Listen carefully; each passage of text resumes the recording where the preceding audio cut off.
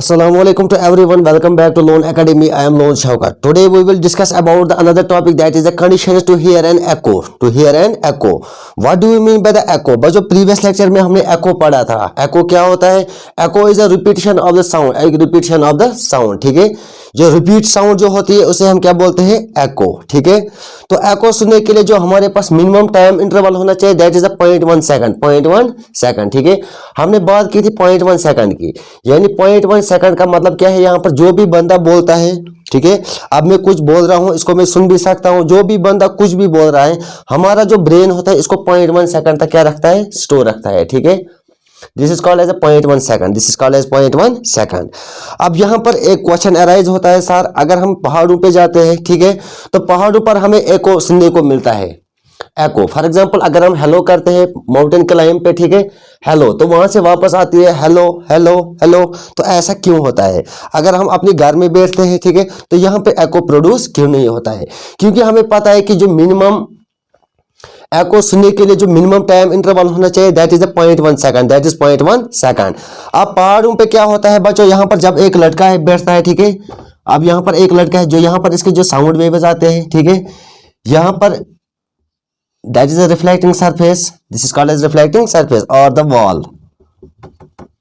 अब जब ये लड़का अपने मुंह से आवाज निकालता है तो साउंड एनर्जी क्या होती है? प्रोड्यूस होती है. That means the kinetic energy is produced. Kinetic energy is produced. ठीक है, यहाँ पर जो इसकी आवाज जो वापस आती है वो 0.1 सेकंड के बाद आती है. ठीक है, 0.1 सेकंड के बाद जो 0.1 सेकंड के बाद जो आती है, ठीक है, इसीलिए वहां पर क्या प्रोड्यूस होता है? एको. तो यहां पर एको प्रोड्यूस करने के लिए हमारे पास जो टाइम होना चाहिए, that is 0.1 second.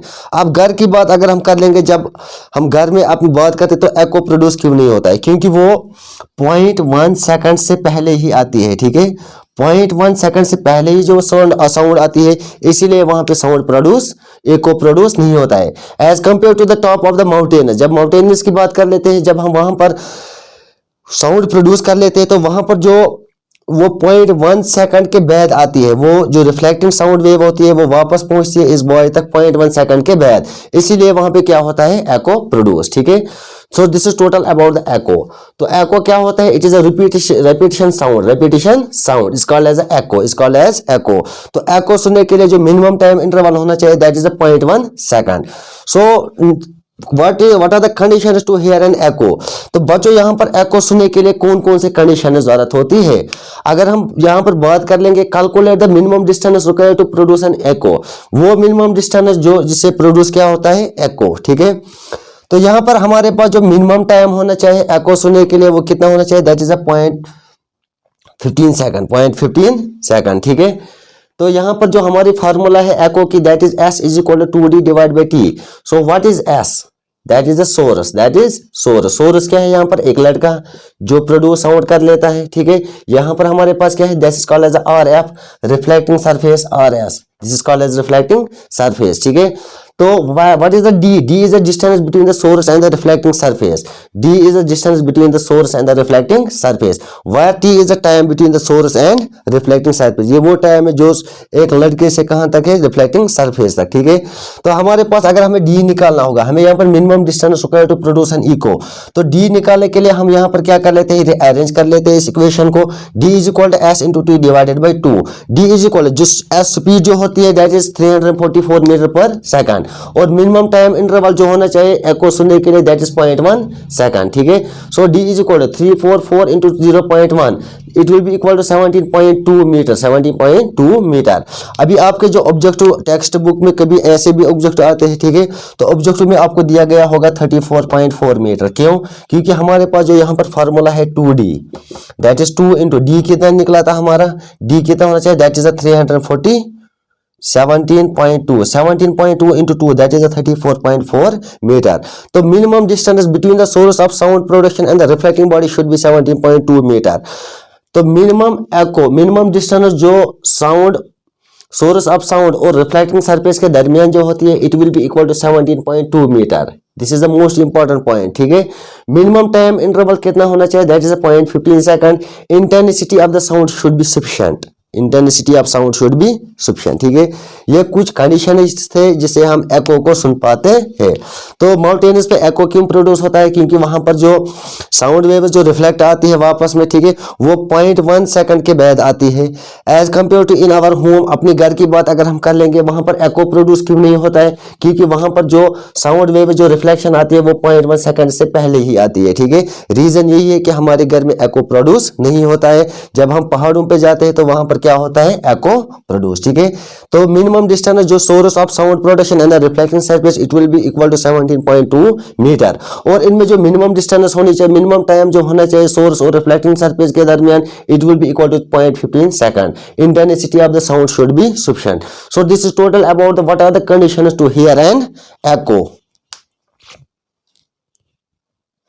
Frequency range of the hearing in humans, range of hearing in humans. बच्चों हमने पढ़ा था प्रीवियस लेक्चर में, हमने पढ़ा था फ्रीक्वेंसी। फ्रीक्वेंसी क्या होती है? Frequency is divided as a number of waves और नंबर ऑफ साइकिल्स पर सेकंड। ठीक है, जहां पर एक साउंड वेव की जो एक कंप्लीट साइकिल कर लेता है या कंप्लीट वेव जो होती है उसे हम क्या बोलते हैं? फ्रीक्वेंसी। तो frequency is defined as the number of cycles or the number of waves per second is called as a frequency, is called as frequency। और इस frequency का यूनिट क्या है? that is a hertz, that is hertz, which is denoted by the Hz। ठीक है, और frequency और time की रिलेशन जब हमने देखी, फ्रीक्वेंसी जो होती है is inversely proportional to the time, is inversely proportional to time period. अगर टाइम ज्यादा होता था तो फ्रीक्वेंसी कम, अगर फ्रीक्वेंसी ज्यादा होगी तो टाइम क्या लगेगा? कम। ठीक है, अब यहाँ पर अगर हम ह्यूमन बीइंग्स की बात कर लेते हैं, ह्यूमन बीइंग्स की जो कैपेसिटी जो होती है, फ्रीक्वेंसी की रेंज जो होती है, it will be equal to 20 hertz to the 20,000 hertz. बच्चों इंसान की जो कैपेसिटी है सुनने की वो कितनी है? That is 20 hertz to the 20,000 hertz, 20,000 hertz. अगर हम डॉल्फिन्स की बात कर लेंगे जो पानी में रहते हैं, वो भी साउंड प्रोड्यूस कर लेते हैं, बट हम उनके साउंड को नहीं सुन पाते हैं। ऐसा क्यों? क्योंकि वहां पर जो उनका जो फ्रीक्वेंसी का जो रेंज है, it will be equal to 1,20,000 hertz. That is very more, that is very more. तो इस रेंज पर जब हम बात कर लेते हैं 20 हर्ट्ज टू 20,000 हर्ट्ज, तो इस पर हम कंप्लीटली साउंड सुन पाते हैं। तो यहाँ पर अगर हम डॉल्फिन्स की बात कर लेंगे, इनमें जो फ्रीक्वेंसी का जो रेंज होती है that is very high, it will be equal to 1,20,000 hertz। That is why we cannot hear the sound of the dolphins। ठीक है, इसके बाद अगर हम बात कर लेंगे हार्ट बीट की, जब डॉक्टर हमारे चेस्ट पे सुनाई देता है, ठीक है, चेस्ट, तो वहां पर जो हमारे हार्ट बीट जो होती है उसकी जो फ्रीक्वेंसी होती है it will be equal to 5 hertz, it will be equal to 5 hertz. ठीक है, तो क्या काम कर लेता है डॉक्टर? वो स्टेथोस्कोप का यूज कर लेता है। अब इस स्टेथोस्कोप के अंदर दो चीज पाए जाते हैं, एक तो पाया जाता है that is called as a chest piece, और दूसरा इसमें होता है that is called as a ear piece. और इस चेस्ट पीस और ईयर पीस के दरमियान एक वायर होती है, एक पाइप होती है। ठीक है, उस पाइप के थ्रू क्या होती है, वहां पर मल्टीपल रिफ्लेक्शन प्रोड्यूस होती है। ठीक है, जब मल्टीपल रिफ्लेक्शन वो शो कर लेती है उस पाइप के थ्रू, जब डॉक्टर, ठीक है, चेस्ट पीस और ईयर पीस उसके पास होता है, तो वहां पर उस पाइप के पास, उस पाइप जो वहां पर जो वो पाइप होती है, ठीक है, तो वहां पे क्या होती है, यहाँ पे मल्टीपल रिफ्लेक्शन क्या होती है?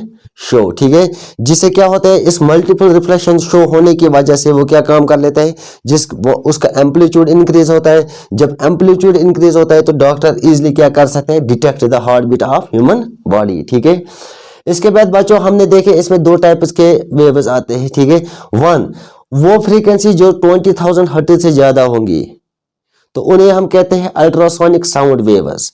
What are the ultrasonic sound waves? Ultrasonic sound waves वो वेव्स होते हैं जिनकी फ्रीक्वेंसी का पावर 20,000 हर्ट्ज से ज्यादा होता है। ठीक है, तो फ्रीक्वेंसी जिनकी 20 हर्ट्ज से कम होगी उन्हें हम बच्चों बोलते हैं infrasonic waves, infrasonic sound waves. ठीक है, इसकी एग्जांपल अगर हम देखेंगे, earthquake, whale, elephant, rhinoceros, they are all examples of the infrasonic sound waves. तो फ्रीक्वेंसी में हमने क्या, इंसान की जो सुनने की जो कैपेसिटी होती है, frequency range that is 20,000 hertz to 20 hertz, 20 hertz. Dolphins की बात, डॉल्फिन्स की साउंड हम क्यों नहीं सुन पाते? क्योंकि इनकी जो फ्रीक्वेंसी की रेंज है that is very high, it will be equal to 1,20,000 hertz. Heart beat की जो रेट होती है फ्रीक्वेंसी दैट इज 5 हर्ट्ज। तो डॉक्टर क्या काम कर लेता है? स्टेथोस्कोप का यूज कर लेता है। इस स्टेथोस्कोप के अंदर दो पीसेस होते हैं, one is chest piece and the next that is called as the ear piece. तो उस पाइप के थ्रू मल्टीपल रिफ्लेक्शन शो होते हैं जिससे एम्पलीट्यूड इंक्रीज होता है, तब जाके डॉक्टर इजिली क्या कर सकता है? Heart beat check. ठीक है। फ्रीक्वेंसी जिनकी 20,000 हर्ट्ज से ज्यादा होगी उन्हें हम बोलते हैं अल्ट्रासोनिक साउंड वेव्स, और वो फ्रीक्वेंसी जो 20,000 हर्ट्ज से कम होगी उन्हें हम बच्चों बोलते हैं इंफ्रासोनिक साउंड वेव्स, जिसमें एग्जांपल है earthquake, whales, elephants and the rhinoceros. इसकी एक एप्लीकेशन है बच्चों frequency range of hearing in the human, जिसे हम बोलते हैं यूएसजी, अल्ट्रासाउंड। अल्ट्रासाउंड, ठीक है। तो हम पढ़ेंगे ultrasound. Ultrasound. What do you mean by the ultrasound? The sound having the too much frequency which cannot be heard by the human beings are called as the ultrasonic sound or the ultrasound. Ultrasound उस sound को कहते हैं जिसकी frequency बहुत ही ज्यादा होगी, 20,000 hertz से ज्यादा, ठीक है। Which can not be the heard by the human being और कॉल्ड एज अल्ट्रासोनिक साउंड और द अल्ट्रासाउंड, जिसे एक इंसान ह्यूमन बीइंग नहीं सुन सकता है बच्चों, उसे हम क्या बोलते हैं? अल्ट्रासाउंड, नहीं तो उसे हम बोलते हैं अल्ट्रासोनिक साउंड। और इसकी जो फ्रीक्वेंसी होती है it is greater than the 20,000 hertz, that is why it is called as ultrasound. अब अल्ट्रासाउंड क्यों नाम पड़ गया इसको? क्योंकि इसकी जो फ्रीक्वेंसी होती है दैट इज 20,000 हर्ट्ज से ज्यादा। यहां पर इंसान की जो रेंज होती है सुनने की that is 20 hertz to 20,000 hertz, लेकिन अल्ट्रासाउंड को हम नहीं सुन सकते हैं। क्यों? क्योंकि इसकी जो फ्रीक्वेंसी है 20,000 हर्ट्ज से ज्यादा है। Ultrasound is reflected just like as ordinary sound waves and produce echoes. Ultrasound की रिफ्लेक्शन जब हम देखेंगे ये एक ऑर्डिनरी साउंड होती है जो प्रोड्यूस क्या कर लेती है? इको। अब इको क्या है? It is a repetition of the sound, repetition of sound. But echoes produced by the ultrasound cannot heard by our ears, लेकिन जो ये प्रोड्यूस कर लेता है अल्ट्रासाउंड एको, ये हम हमारे कान नहीं सुन पाते हैं। They can only be detected by the special equipment. इसको हम कुछ इक्विपमेंट से क्या कर सकते हैं? डिटेक्ट कर सकते हैं। Due to the very high frequency, ultrasound has a much greater penetration power than the ordinary sound. बच्चों अगर अल्ट्रासाउंड की पावर ऑफ पेंट्रेशन देखेंगे that is very high, that is very high. It can be used to detect the objects under the sea and the oceans. जो भी हमारे समंदर oceans के अंदर जो ऑब्जेक्ट्स होते हैं उनकी डेप्थ में, ठीक है, इनके लिए जो यूज हम कर लेते हैं that is the use of ultrasound, ठीक है। अब अल्ट्रासाउंड क्या है? अल्ट्रासाउंड वो साउंड्स होते हैं जिनकी फ्रीक्वेंसी ज्यादा होती है और इनको हम नहीं सुन पाते हैं, इन्हें हम क्या बोलते हैं? अल्ट्रासाउंड। अल्ट्रासाउंड की जो फ्रीक्वेंसी होती है दैट इज 20,000 हर्ट्ज से ज्यादा। अल्ट्रासाउंड एक रिफ्लेक्शन कर लेता है just like as ordinary sound wave, और क्या कर लेता है? इको, और प्रोड्यूस इको। और जो ये प्रोड्यूस इको कर लेता है इस इको को हमारे कान नहीं सुन पाते हैं। They can only be detected by the special equipments, इसको हम डिटेक्ट कर सकते हैं। हाई फ्रीक्वेंसी की वजह से अल्ट्रासाउंड में क्या होता है? Great penetration power than the ordinary sound. इसको हम यूज कर लेते हैं detect objects under the sea and ocean. Now the applications of the USG ultrasound.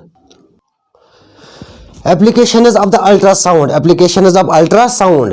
Ultrasound is used in the industry for the detecting flaws, cracks in the metal blocks without damaging them. यहाँ पर जो ultrasound का जो use होता है ये use होता है इंडस्ट्रीज में, ठीक है। Ultrasound is used in the industry for the detecting flaws, cracks in the metal blocks without damaging them. The flaws like the internal cracks etc. in the metal block detected by using the ultrasound. This is based on the fact that an internal crack hole etc. does not allow ultrasound to pass through it. अब अगर यहाँ पर कोई ultrasound की किसी whole में जाएगा, ठीक है, वहां से उसका वापस आना मुश्किल है, ठीक है। It reflects the ultrasound. Ultrasound is used to investigate the internal organs of the human body. बच्चों जो भी हमारे इंटरनल ऑर्गन्स जो होते हैं हमारी बॉडी के अंदर, उसको इन्वेस्टिगेट करने के लिए हम अल्ट्रासाउंड का यूज कर लेते हैं, जैसे liver, gall bladder, pancreas, kidney, uterus and the heart beat, ठीक है। Ultrasound scanners are used to monitor the development of the foetus. जो अल्ट्रासाउंड स्कैनर्स होते हैं इससे हम मॉनिटर कर लेते हैं जो development of the foetus, unborn baby, ठीक है, जो एक मदर के मुंह में होता है। Inside the mother's uterus, inside the mother's uterus. It is also used in the sonar apparatus to measure the depth of the sea. अगर हम डेप्थ ऑफ द सी की बात कर लेंगे तो वहां पे भी यूज होता है सोनार apparatus, ठीक है। And to locate under the sea objects like the shipwrecks, submarine, sea rocks, hidden icebergs in the sea. So this is total about the applications of ultrasound. बच्चों वीडियो अगर अच्छा लगे तो वीडियो को शेयर, लाइक, कमेंट करना और हमारी channel loan academy पे क्या करना? Subscribe. Thank you for watching.